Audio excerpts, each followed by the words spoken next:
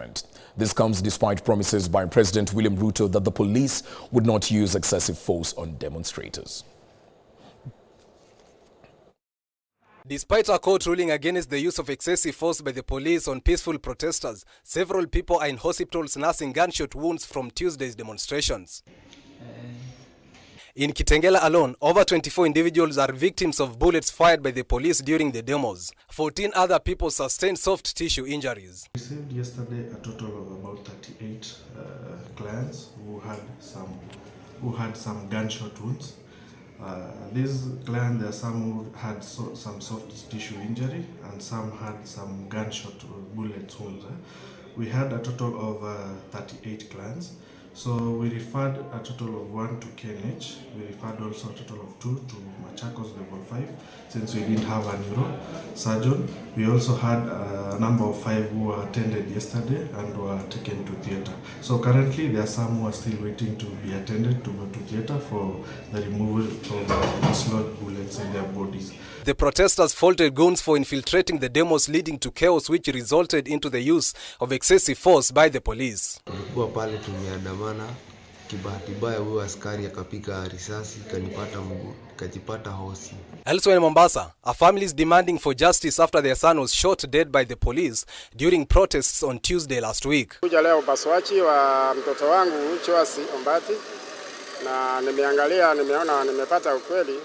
Mtoto wangu aliuliwa kwa kupigwa risasi la nyuma na likatembea mpaka kwa mwili mpaka likapatikana karibu na kifua, na ako na bibi na watoto wawili. Sasa bado ni wadogo. Wao wameniachia sida. Sijui jinsi ya kuwalisha watoto mpaka wakue. This comes amidst arraignments by the Office of the Directorate of Public Prosecutions against protesters who allegedly injured a rapid deployment unit officer on July 2nd.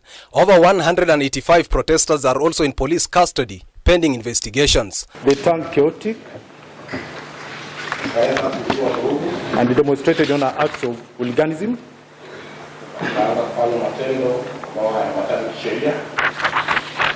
which occasioned one police officer, Philip Avutanga Asaya,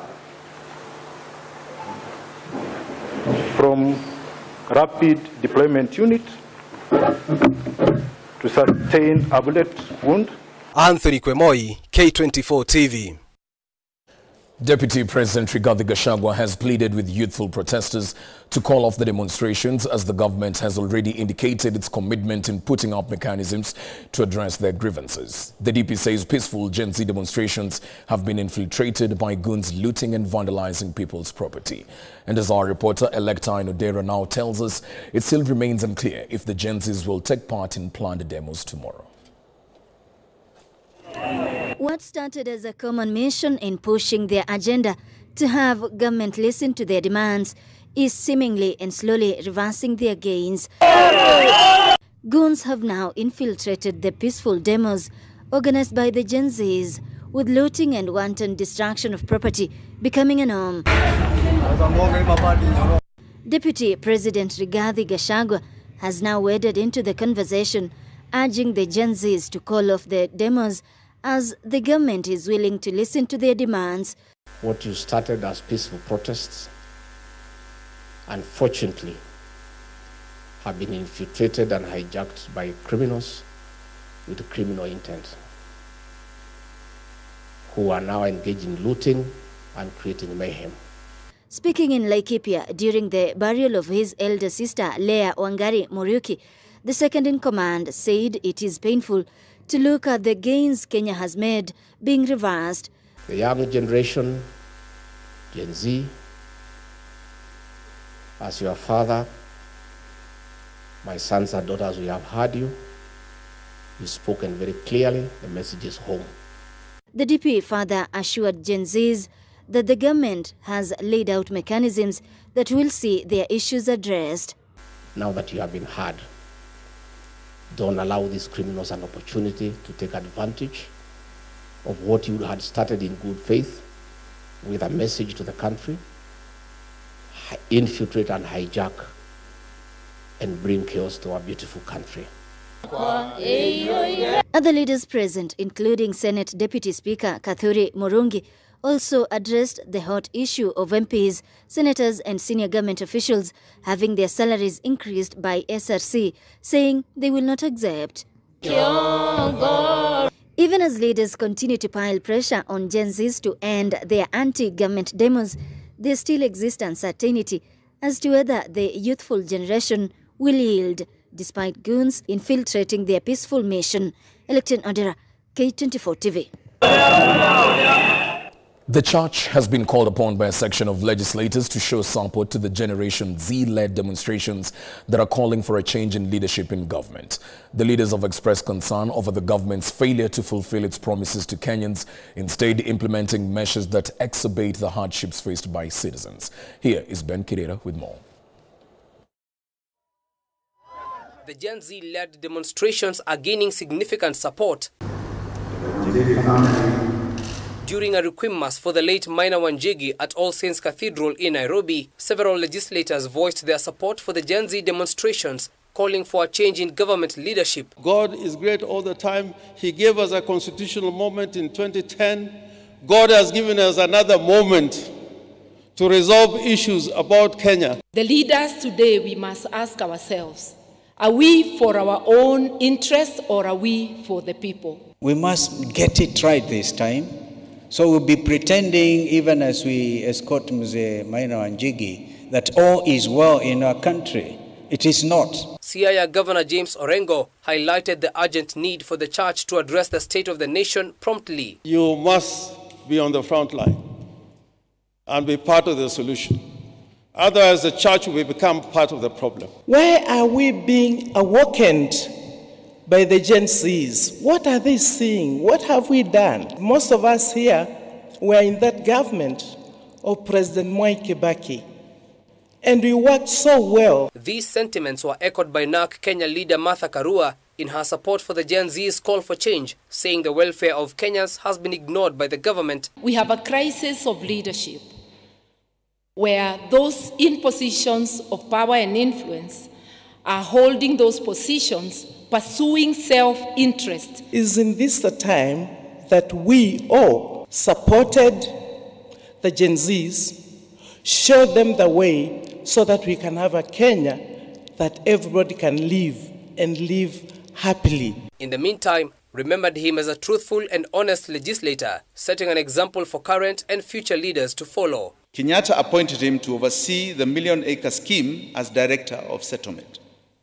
It was a period when his integrity and quest for justice were put to the test.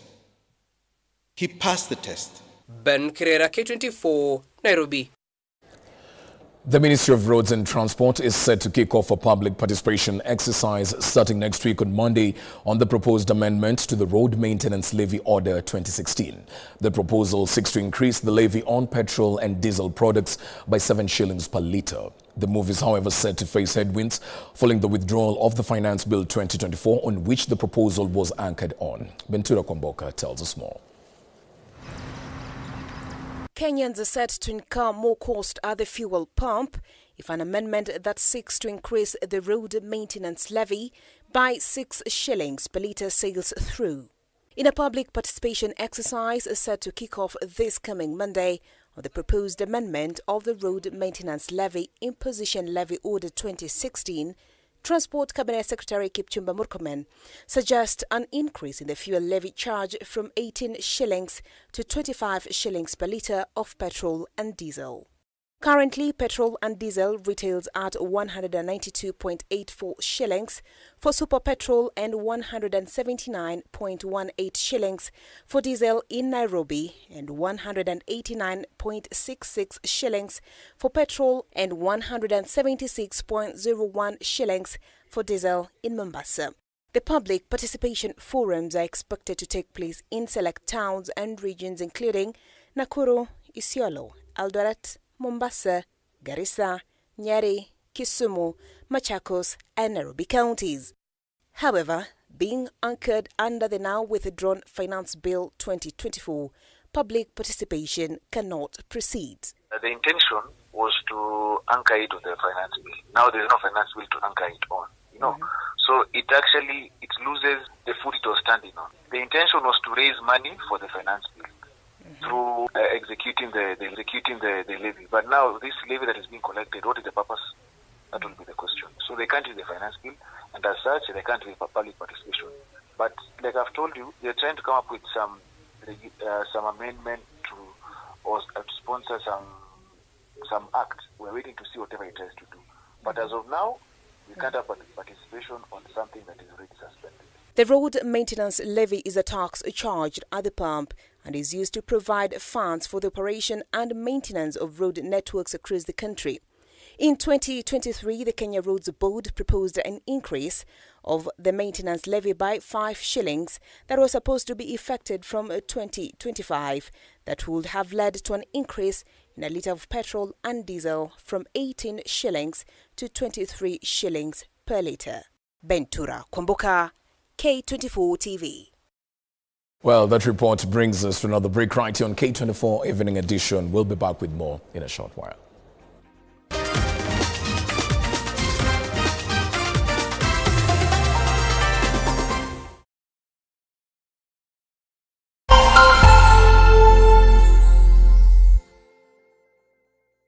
Cheza kama wewe na cheza sita. Ushinde hadi mara 5,000 ya beti yako teke teke.